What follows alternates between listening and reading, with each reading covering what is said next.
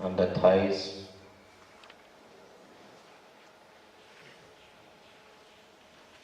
Be aware of the entire body from toes to the head.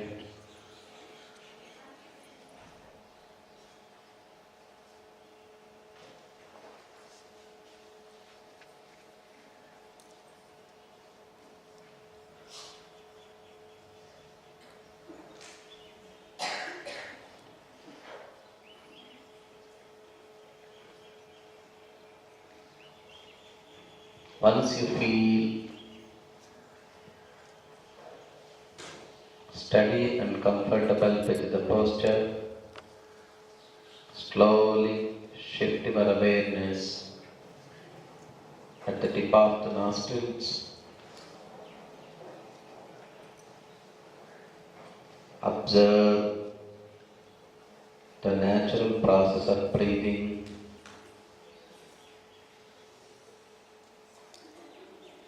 Without any physical effort, observe the inhalation and exhalation.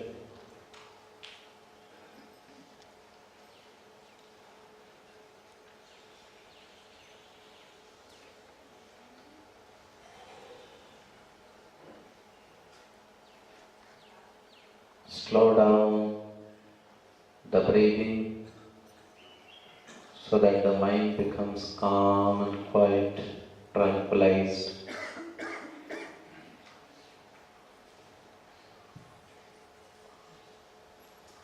Once the mind becomes stable, then the body will be at rest without any its physical expressions.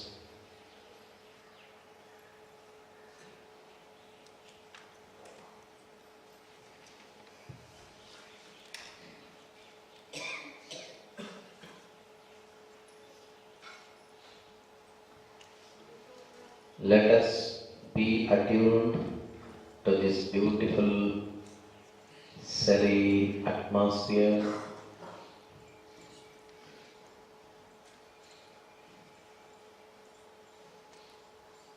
To begin the session, from the depth of the heart, let us invoke the divinity by chanting Pranava 3 rounds. Inhale deeply.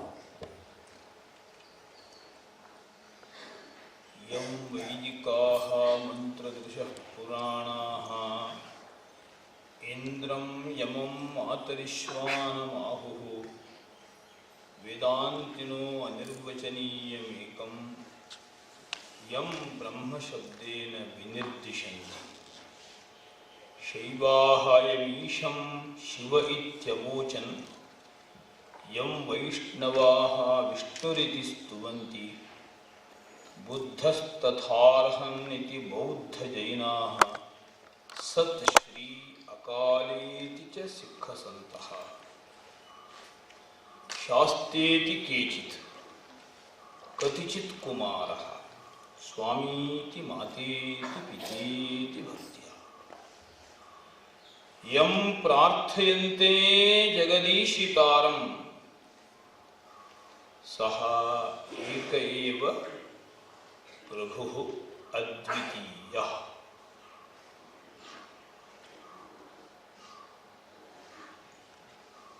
This shloka verse composed in Sanskrit Bhasha beautifully, vividly, clearly projects the whole harmonious thought process has been handed down to us, even to this modern world, from our ancient time of great rishis. This land, Bharata, it is for oneness. It is for integration. It is for integral spiritualism. Unfortunately, in the recent 2 millenniums, many schools of thought emerged. While answering the timely burning questions, when any school of thought emerges just to react to the temporary burning issues and problems, that very school of thought will be confined to that particular time. It will not be a solace or solution for permanent humanistic problems, psychological problems. So that particular thought must be confined to that context, and it must be taken in that context only. Sometime, the big river, Ganga, Jamuna also take some deviation, and they again flow in some direction, again they come and join. If you go to the Himalayas, there you see many prayagas. What is that prayaga? That prayaga, prakrishta yaga, the highest order of sacrifice. That is the meaning of prayaga. It implies that harmony, though it appears to be diversified, but ultimately it leads to integration and oneness. That is how Bhagirathi flows and Alakananda flows, so that they all flow in different directions, but in some rivers they join together in Rudraprayaga, and some other rivers, having flown in different directions of the Himalayas, they join somewhere in Devaprayag. So that in these Prayagas they join. Ganga, Yamuna, Saraswati, these 3 rivers coming from different directions, originated from the different region of the Himalayas, join. That is called Prayag, which is the most sanctified pilgrimage place for all Hindus, where Kumbh Mela takes place once in 12 years, where all great Mahatmas of the world come together. That is how this whole land, it is for integration, it is for harmony, it is for oneness. Anekata mein ekata, Hindu ki visheshata. Anekata is this divergent thing, it is only apparent thing, but inherently it is one, it is integrated. That inherent underlying flow of thought must be understood. Otherwise, society will be divided into many pieces. So some people, we are Vaishnavas, Vishnu is great. Okay, Vishnu is great, but why should you denigrate Shiva? Again, we are Shaivas, so that you denigrate Vishnu. No. These are all different names, forms, shapes, all are there for that Brahman, which is originally in its real form, it is Nirakara. Formless, shapeless, odorless, colorless, whatever you can say. It is Adrishyam Agrahyam, Avaranam, Achakshushotram, Apanipadam. That is how the Upanishads goes on negating all mundane qualifications, attributions, whichever you impose. They are all mentally imposed things, but that Brahman, Almighty God, it is less, odorless, colorless, less. This must be understood. Now in this week we are celebrating those great founder fathers, acharyas of different schools of thoughts in these 2 millenniums. There was an emergency emerging because negative thoughts were spreading. Yajnas were misprojected. It was full of violence. Yajna, which is the silent practice, it became hue and cry, full of noisy and showy thing it has become. So just to put a full stop or a comma, one school of thought emerged. No, yajna must be silent practice. It must not be hue and cry. It must not be noisy, showy. So that in that particular juncture, Chanakya emerged. Chanakya has taken the Upanishadic Brahmavada and translated that into Artha and Kama. He brought that Vedantic thoughts to politics also. In that process, he could write that Arthashastra, which is the most magnum opus in the whole history of mankind for politics and economics. And in the same process, Buddha emerged and he gave that non-violence, ahimsa tattva, Sheela tattva. Actually, it is not only ahimsa, it is Sheela, character. That was the main emphasis of great Buddha. And again, after some years, one after one, many great such scholars, acharyas emerged. But making those great acharyas, small groups emerged, formulated, and that small group later on becomes a cult, and that cult will be confined group. It will be confined to some people, some interested people. That is how many type of isms emerged, many schools of thoughts. So it is Buddhism, it is Advaita-ism, it is Dvaita-ism, it is Vishishta-ism, Advaita, Shakti Vishishta-ism. So these cults, they are very dangerous. Any school of thought must not entertain groupism. It's only a mere thought process which inspires people temporarily, so makes human mind updated, upgraded. That is how it is necessary. These school of thoughts, they have wonderful role to play. It will be just like a stick which will be kept inside that burning lamp. So in the process of burning only, in that wick, there will be small unwanted development. Eye will be there, wick will be there, everything will be there, but in that process of burning, only that unwanted thing occurs. That is to be removed by that small stick. That is what we see in our all sanctum sanctorium. When that jyoti will be burning, there in that particular lamp we keep that small stick, just to remove that unwanted development in the process of that burning.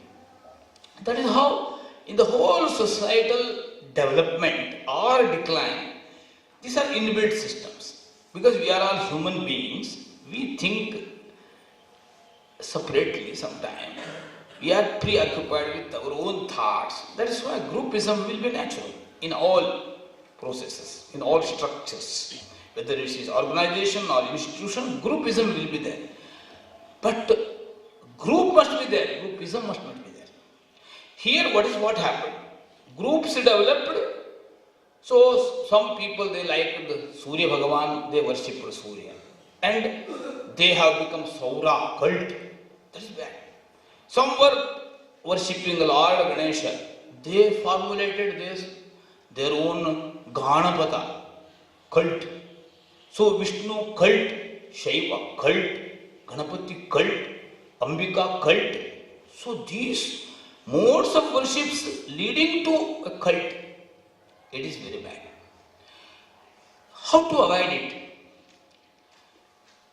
Only bringing that inherent flow of Vedic thoughts, Upanishadic thoughts.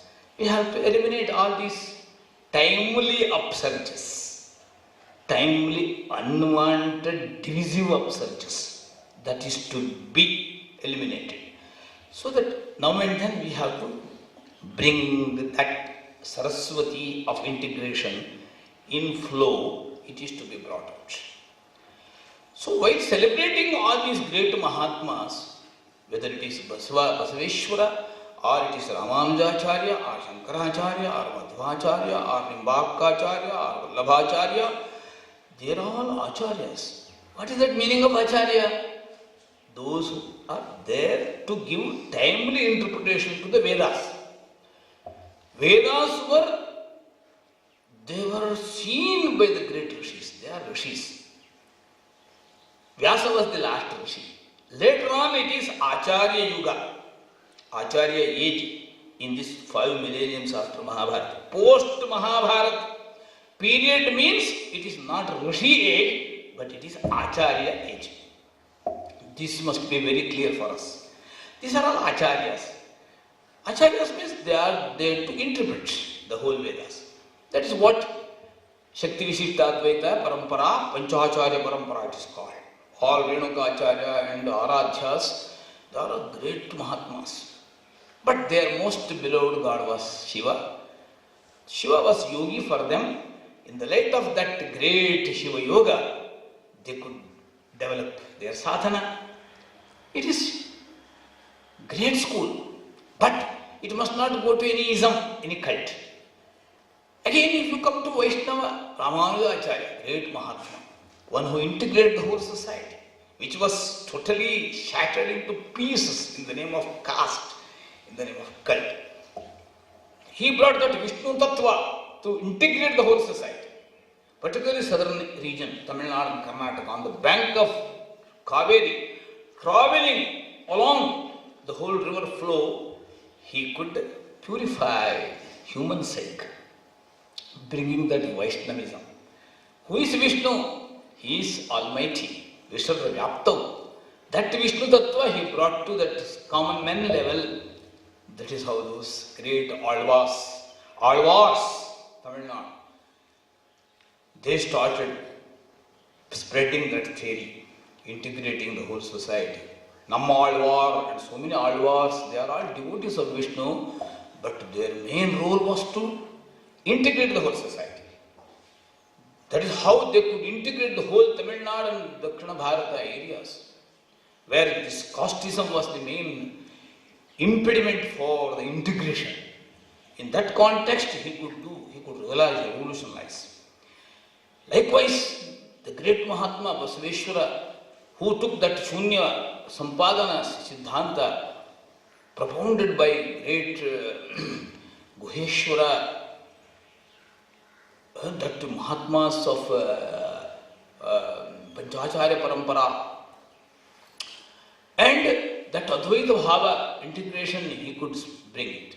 But in his lucid Sharana Sahitya literature, he could bring it to the common man level. That is how in this particular week, Our society, our people, they have celebrated Basaveshwara Jayanti, Shankaracharya Jayanti, Ramanujacharya Jayanti, and all these things. But it must be a clarion call center. Now we call center we always use.